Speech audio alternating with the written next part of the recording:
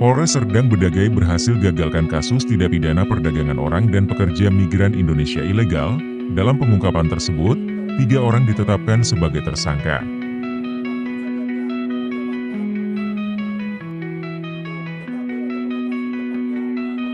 Pengungkapan ini bermula dari laporan masyarakat bahwa akan ada pengiriman PMI ilegal ke Malaysia.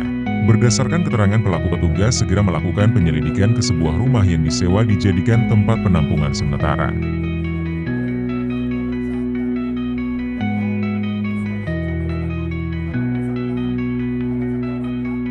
Dari hasil pemeriksaan, ditemukan 11 orang warga negara Indonesia asal Nusa Tenggara Timur dan 7 warga negara asing asal Bangladesh. Para WNI ini berada di lokasi sebagai tempat penampungan sementara sebelum diberangkatkan ke Malaysia.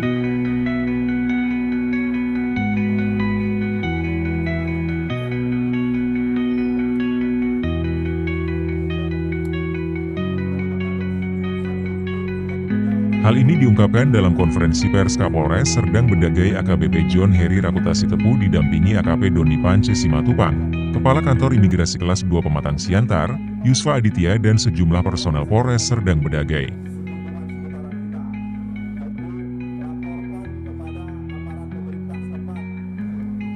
Ancaman pasalnya sebagaimana diatur dalam Undang-Undang Tindak Pidana Perlindungan Pekerja Migran dan Tindak Pidana Perdagangan Orang. Nah, untuk tersangka ini perannya masing-masing, ada yang menampung di tempat ini, rumah ini, dan ada di TKP yang satunya lagi, ada yang memesankan tiket, ada yang menjemput dari begitu calon pekerja migran ini turun dari bis, dijemput di dekat pintu tol menggunakan mobil pribadi, diarahkan ke sini, sambil juga memenuhi kebutuhan dasarnya calon pekerja migran ini seperti membelikan makan dan lain-lainnya. Total ada 4 tersangka.